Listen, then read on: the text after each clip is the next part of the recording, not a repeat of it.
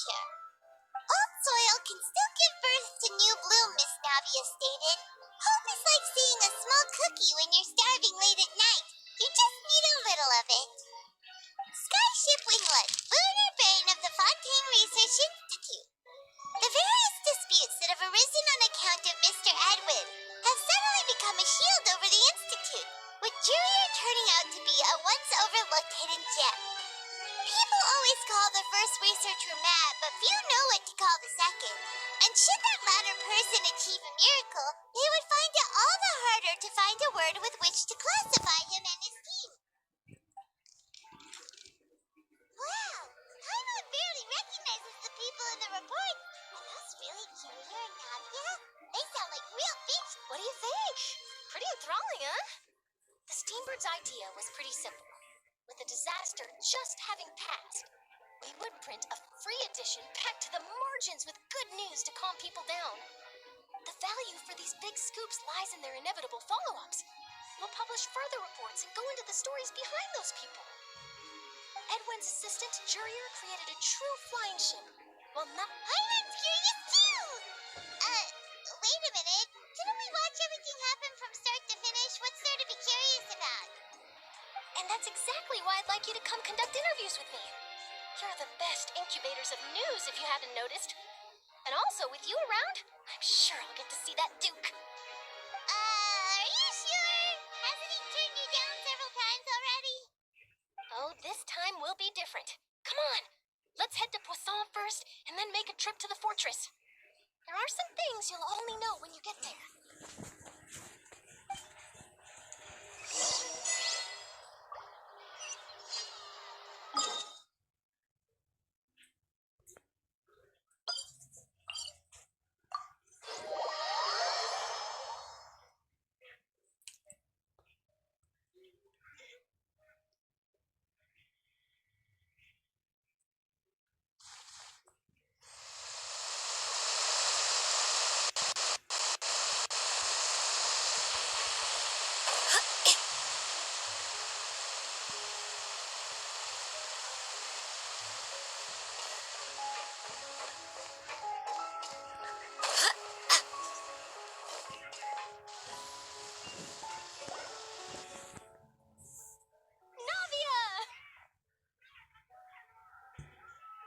Oh, it's you.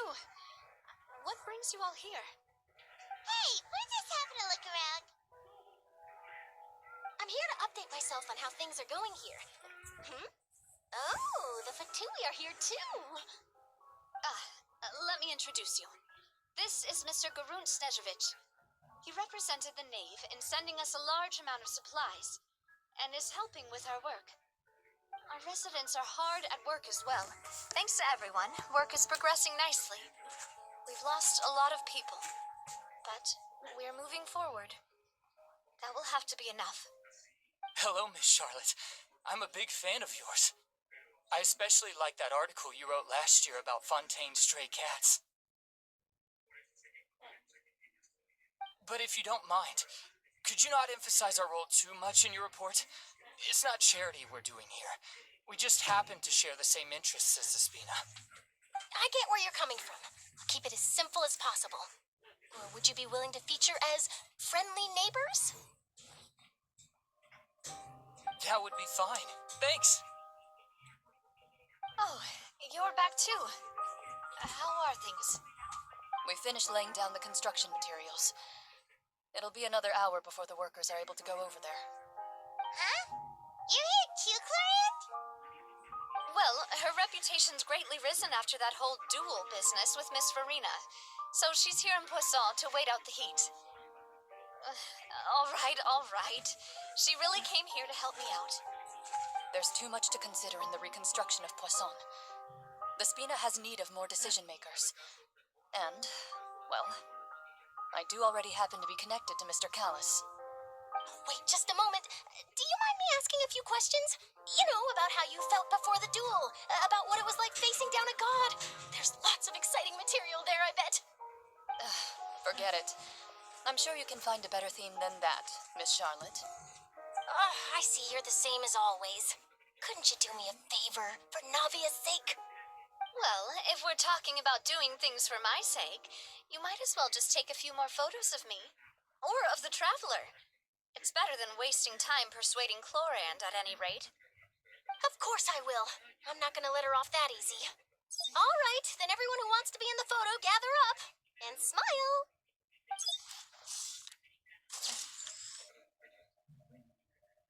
How did it go? Was it a good shot? Did Paimon look cute in it? Not bad. Your addition really helped the composition of the picture. All right, hang on a moment. Let me snap a few more shots.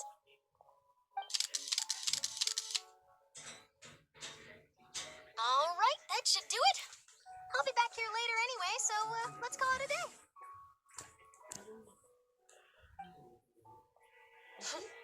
You're very quick. Speed is of the essence when it comes to the news, and freshness is the key. Also, not to brag, but I'm pretty good at building connections. Who knows? I might eventually get that interview with you after all, Miss Clorand. Wow, you really do have that never say die spirit. I'm impressed.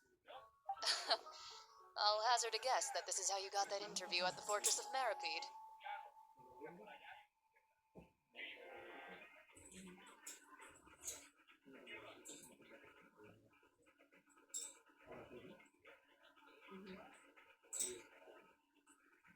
Whoa, you're well informed. Let me make a guess, too.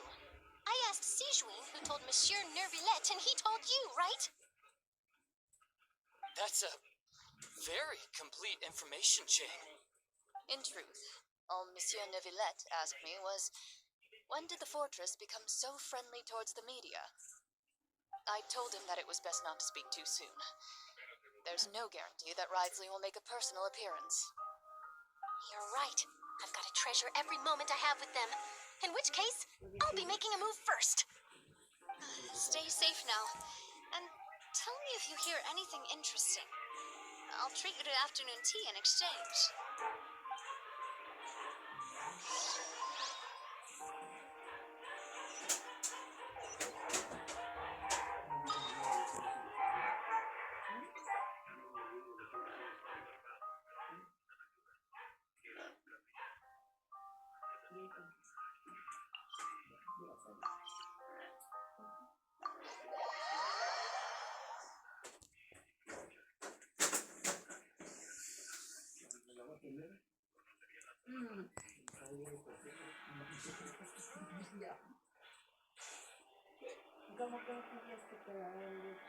Wow, guess we're here again, huh?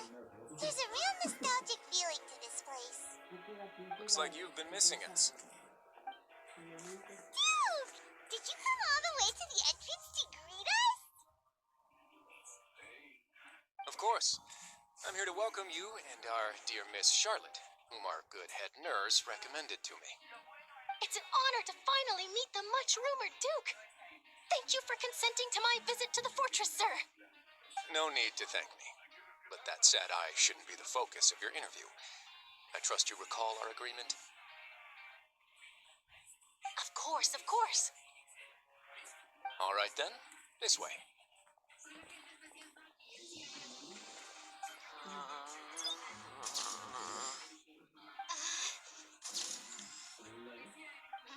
Hey, no need to be so nervous. I've already taken all the photos we need. Miss Charlotte, do these pictures really need to be published on the cover of the Steambird? It would seem that Miss Lorvine doesn't want her face to appear beside that of Mr. Jurier. Sir, please don't say things like that. But it looks like dear Mr. Jurier denies it. Might this interview be very important to you then? No, I just... This is my first time being interviewed, and I'm very thankful to the Steambird for... Now, I might not look it, but I actually did meet Mr. Edwin once. And I'll be honest, I enjoyed chatting with you more. You've definitely got more of that genius vibe going on. The boat that brought about a miracle, the ark that saved the people. Why, you recreated a myth back there, like an emissary of legend. Still, if I might ask, where's that flying ship now? Huh. Looks like Charlotte's trying to get herself another exclusive scoop. I have to apologize, but that ship is presently in the bowels of our factory. I'm afraid it won't be easy for you to get a shot of it. Really? Well, then in that case, could I have an interview with you to make up for that loss?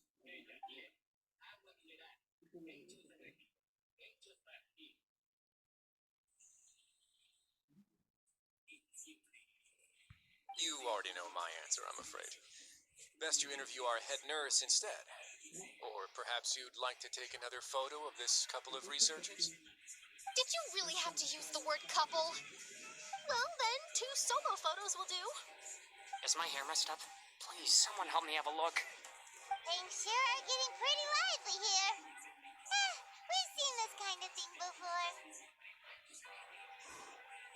Oh, seems like everyone's here. Would any of you like to try this new drink I came up with? Ah, Siegeween. Hey, Miss Charlotte. Why don't you, take some pretty photos of our head nurse? Sure. Come on, Miss Siegeween. Over this way. Let's find a brighter spot. Oh, sure. Do I have to smile? So, how have things been at the fortress? Same old, as you can see. Fontaine's undergone some changes, but this place is still more or less the same. Other than that flying ship, it got a tad too much attention, I think. That's why I decided to let the interview go through. We should direct more public opinions toward the behind-the-scenes heroes. Am I right, Mr. Jerrier? Miss Lurvine? You're too kind, sir. I believe that you too should have your day in the sun. Not that you would want that, just pity.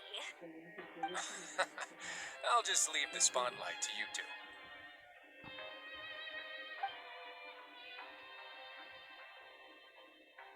I see.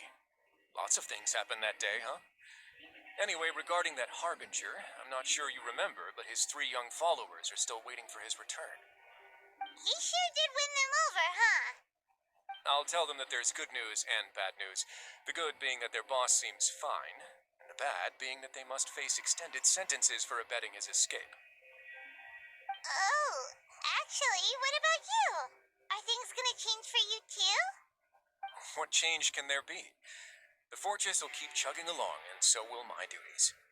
As to what Miss Furina's departure will mean for the nation, and if our laws and governance will be transformed, we'll leave those to the folks in the overworld. Hey, everyone. The photo shoot's done. Good. In that case, let's call it a day here. Thanks for your cooperation. Come on, traveler, let's go. Till next time, everyone. There'll be a next time? Maybe. Who knows? I might write a story about the underwater factory next time. Until then. All right. Last stop, the docks.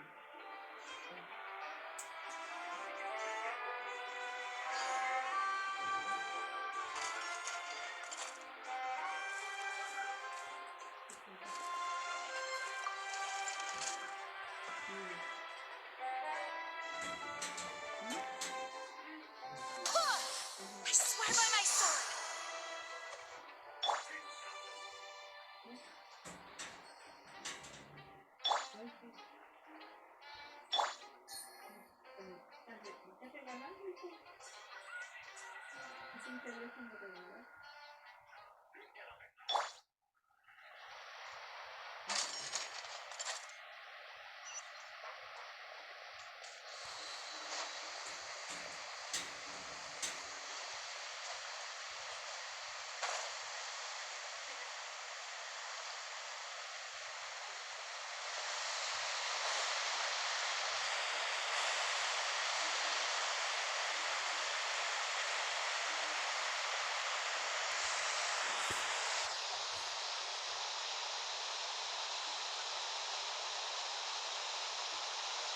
didn't see them! They really are here! How did you know? Navia mentioned that she stayed in touch with Linny and the others after working together. A bit. Traveler, Paimon.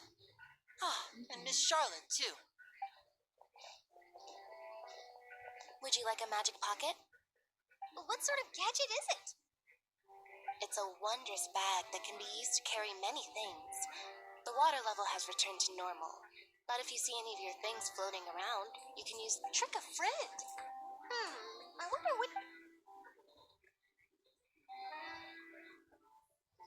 You could just make a friend like Fremine here. Isn't that right, Fremine? Is this what you meant by... To be honest, that sounds pretty sweet. Could I have your contact, please? Lynette sure is working hard to help Remine socialize. He was the one who proposed doing this. He even wants to assist... Yes, I was planning to first introduce Pear as an assistant, and later Fremine himself. In the future, I think we can leave underwater escape magic to him, too. That said, would anyone want to see a diver escape underwater? Oh, it'll work out. Every journey begins with the first step. Lynette, could you come over? Miss Charlotte says she wants to take a picture of us. Got it. My, that Charlotte is rather perceptive. She got rid of everyone the moment she realized I had some... Father says that you did a great deal during the latest events.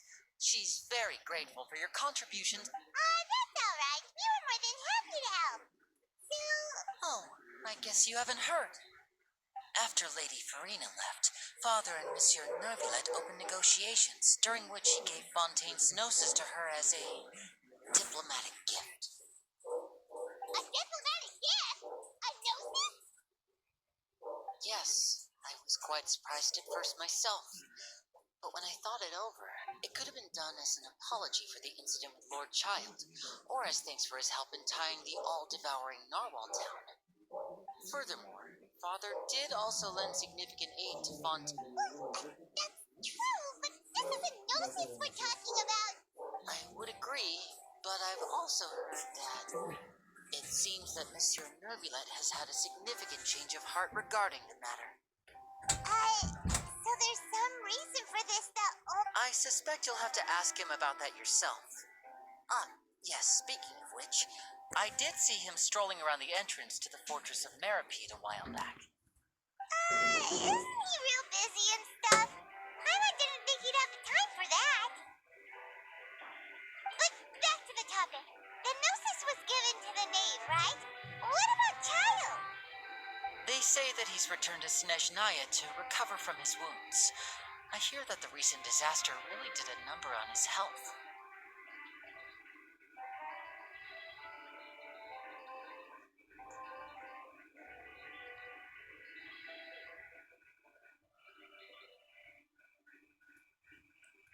That's true. When you think about it, we've had loads of run-ins with the Fatui. To think we'd be allied with them this time. So shocked by such a simple switching of sides?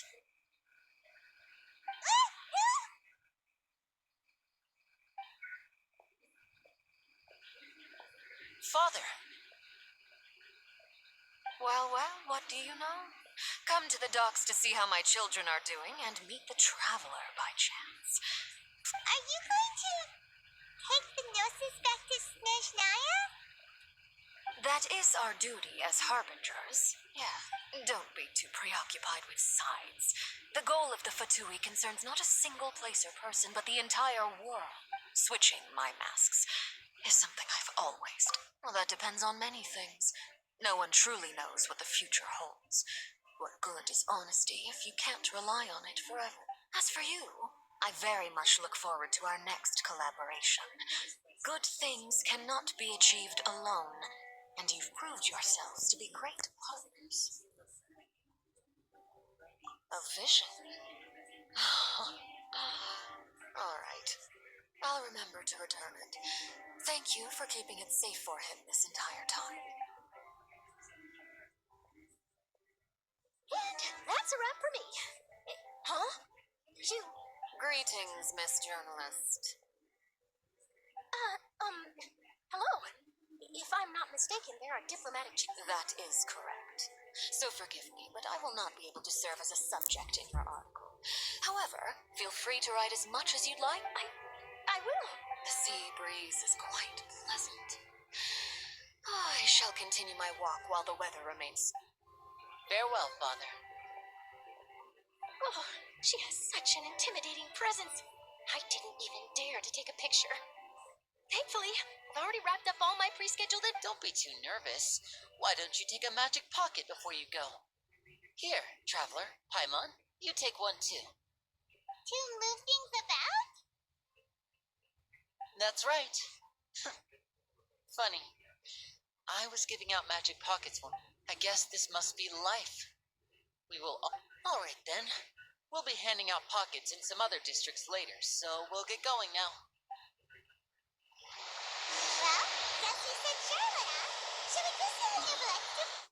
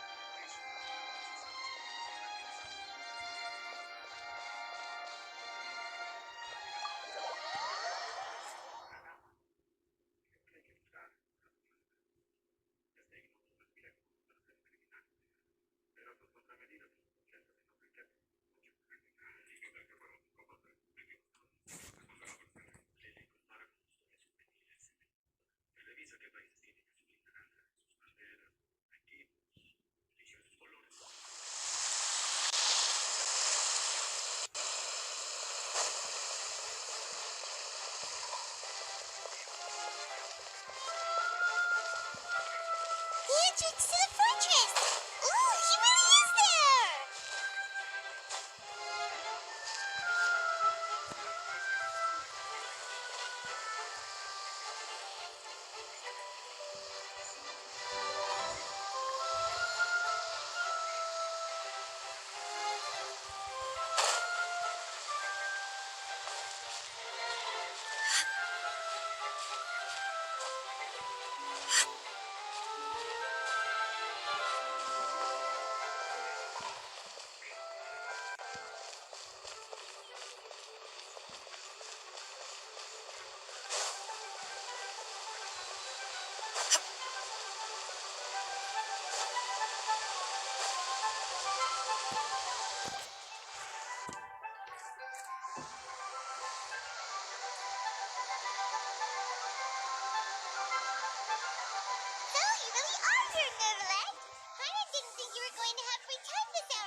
today.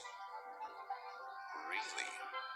Oh, I suppose you must have met me. In any case, you came at a good time. I was just considering... Aw, Paimon's glad that you remembered. Alright, let's have it then. How was Fontaine actually saved? The whole business is still quite the mystery to us. It is strange how words can often leave a bitter taste in the mouth when it finally comes time to...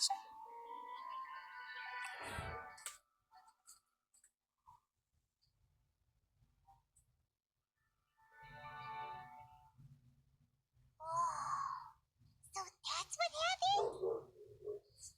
Focalor destroyed the divine throne of the Hydro Archon and restored your power to you, transforming you into a fully fledged elemental dragon sovereign. But Paimon still doesn't quite get what you did to save the Fontanians from dissolving. For me, the authority of the ancient dragons refers to absolute control over the hydro element. Fontanians were incomplete humans born of Egeria's use of the power of the primordial sea, with constitutions similar to that of mimics. But so long as those primordial energies remain within them, I could use the ancient dragon's authority to grant them true blood, after the fashion in which life was first brought into being on this planet. In other words, when I gave my verdict, Fontanians became true humans, and thus would naturally no longer be dissolved by water from the primordial sea. Focalor must have counted on you to make that decision as well. Your verdict was the key to making the prophecy appear to have come true while saving everyone.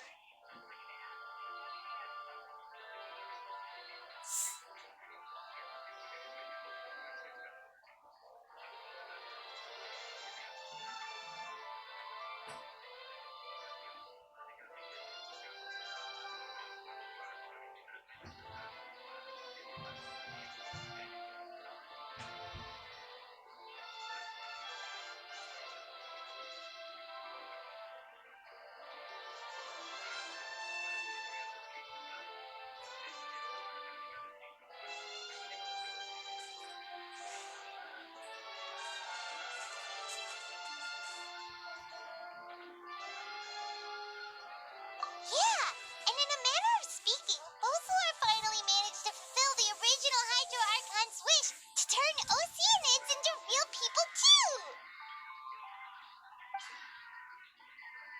It seems from your expressions that you still have more things you wish to ask. Ask away. I will tell you the truth as I know it.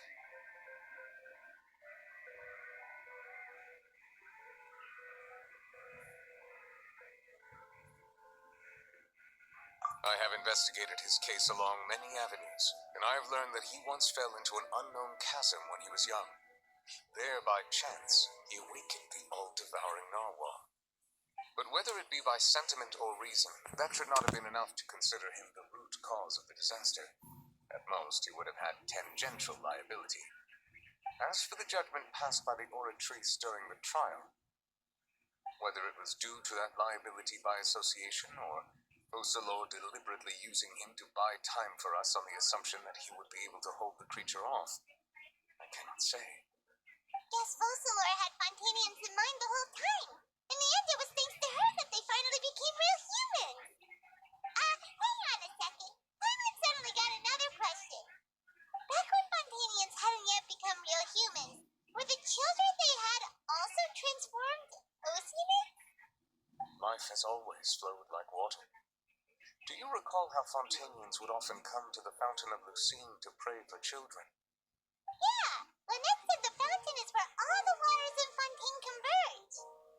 In truth, even those couples did not know that such prayers were no mere custom, instead a form of ritual. Those Oceanids who were blessed within the spring water would later descend as new humans in the coming months. Paimon sorta gets it now. Either way, it seems like this ritual won't be of any further use, but it'll probably live on as a local custom. Ask away. I will tell you the truth as I know it. Yeah, about that. Risley said Furina has already left. What's that all about? Ah, Lady Furina. The people are only aware that her death sentence has not been carried out.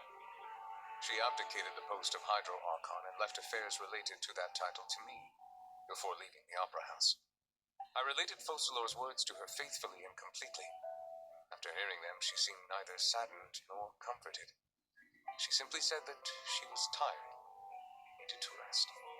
Having said that, she then packed her things and moved out of the Opera House, not unlike how an ordinary person might. But she's still got a place to stay, right? You need not worry. I will make arrangements to ensure that she will not want for food, clothing, board, or travel. In truth, I am somewhat happy for her. The wear and tear on her spirit will, of course, take time to heal. But now that she no longer has to play the role of Focalor the Hydro Archon, she can finally lay down her burdens and lead a normal life. What about you then? What are your plans now that you've regained your full powers as the Hydro Dragon? After Focalor passed on, the Oratrice also ceased to function. This matter will directly affect our trials. After much careful consideration, I've decided to take over its role in our courts. From now on, I shall hear cases and pass verdicts by myself. Looks like you're still considering stuff from the perspective of the Udex, huh? As an elemental dragon, there are indeed many things that I must do. But this power and this duty, in a manner of speaking, you could say that both were granted to me. As such, before I attend to my other responsibilities, I must first and foremost continue to serve Fontaine as its highest judge. The duty of the Hydro Sovereign and the duty of the Udex shall coexist within my person. Additionally, the Hydro Archon's departure has brought about another problem, which is that the Opera House shall no longer produce indemnitium. That's true. That power was derived from the people's faith in the Hydro Archon, wasn't it? Wait, but the various Maxim machines in the city are all still okay. Where are they getting their energy from? As I am now, I have full command over New Lucia, and it can serve as a complete substitute. Another reason why I cannot quite leave Fontaine immediately. Wow. This ancient dragon's authority stuff is really quite useful, huh? Ask away. I will tell you the truth as I know it.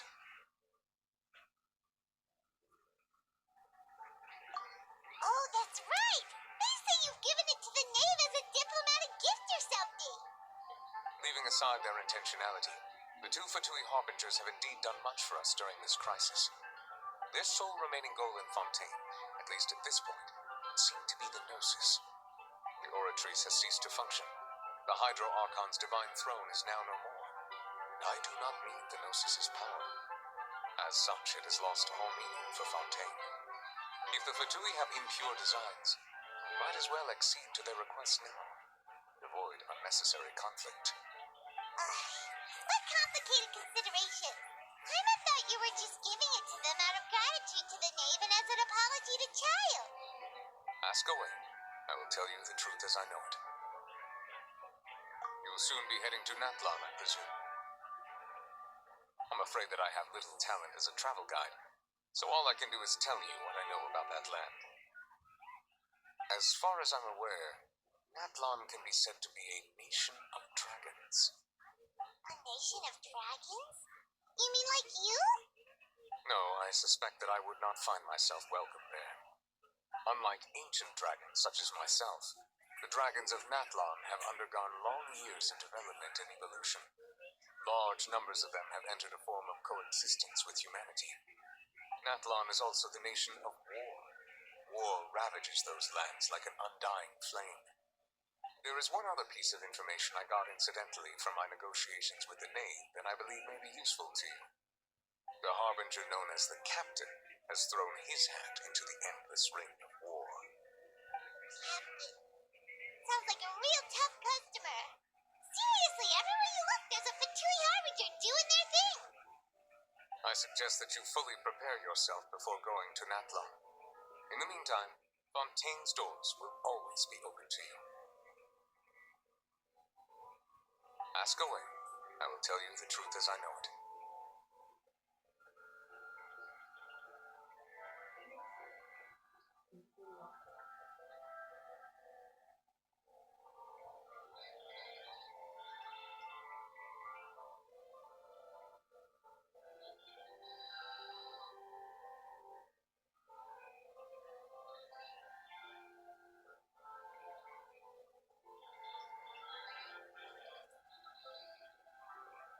¿Tenemos otro? No. Hang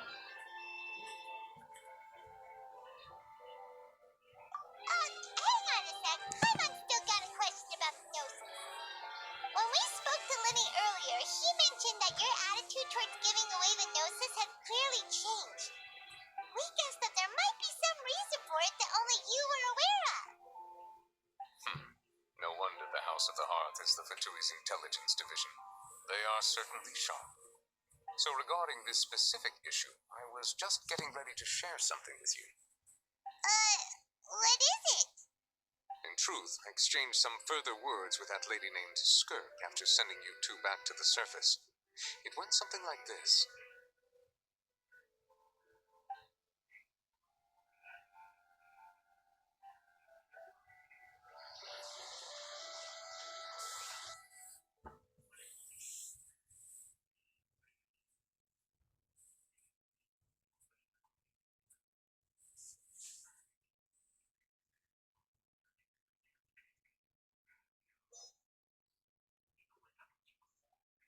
Well, we're going to head topside to see what's going on.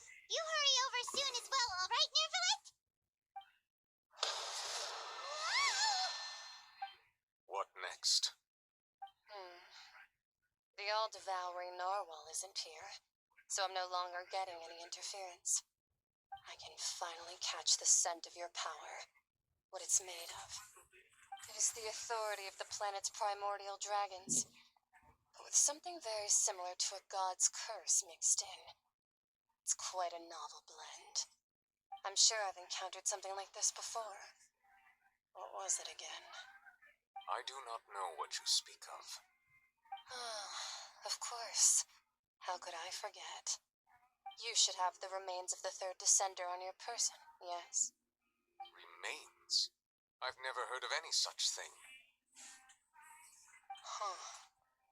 According to your parlance, I believe it may be called a gnosis. Well, that much is true. After Focalors' divinity faded, she handed her gnosis to me. But I fear I have never heard of it described in the manner that you just did. I've been training with my master, the Foul, ever since I was young, and I have never returned to the surface since. So most of the information I possess, I got from him. It is only natural for those who are greater than humanity to possess a different sort of common sense, which is why there are so many problems in our attempts to communicate with humans. Regardless, you should probably get rid of objects of misfortune to prevent any disasters from befalling you. To live in itself is a blessing. But once a person dies, the bonds he once had with this world shall all turn to curses. What do you mean by that? No need to fret. These are just my personal thoughts, and my reason for no longer wishing to return to the surface. This third descender you refer to, who are they? And when did they die? Master never mentioned them to me. Perhaps it just wasn't that important for me to know.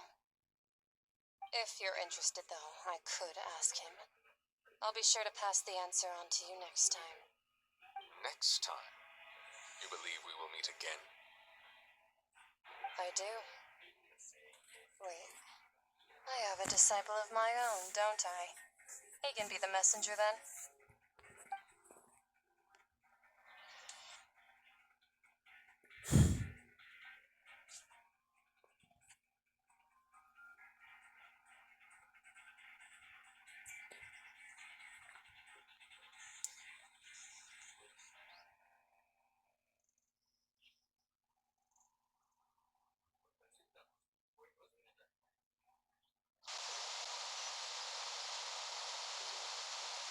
That's what she told me.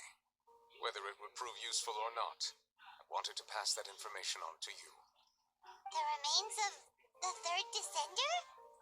So that's what the gnosis actually are. Paimon just thought they looked like chess pieces. How could they be a person's remains? All the same, assuming that there was no misunderstanding or special metaphor at play, that is what she meant to say. And she said that it would bring misfortune and that you should check it, which is why you gave it to the Fatui. If she speaks the truth, then I would simply be putting Fontaine at unnecessary risk by keeping it here.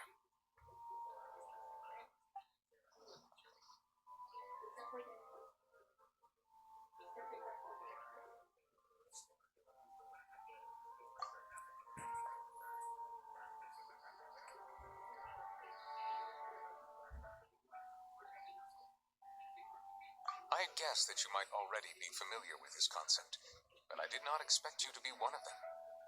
That means that the Gnosis, which are exceedingly element compatible and can even enhance elemental abilities, do indeed come from the third descender. I wonder, does your body also possess similar properties? Like, like being able to use elemental powers without a vision. That does sort of count as special compatibility, right? No, let's not think about this stuff right now. It just feels creepy. Comparing the Traveler to the dead third descender and all. That's what you say, but this topic still feels like bad luck. Once Child recovers, let's get some more answers out of him. Or go look for his master and get the answers that way. I too believe it unwise to make too many blind guesses when information is lacking. The same is true of being at court. Alright, whatever the case, seems like the crisis here in Fontaine's over for now. Yes. All of Focalors' efforts were for this moment as well. But she sacrificed herself in the end as a god, and she suffered through all those years as a human. Was that really what she wanted? I suppose that would be the mystery of a god's will. I suspect not. But once in a while, I too would guess that if wishes were like the clouds in the sky, they will one day return to the earth as raindrops.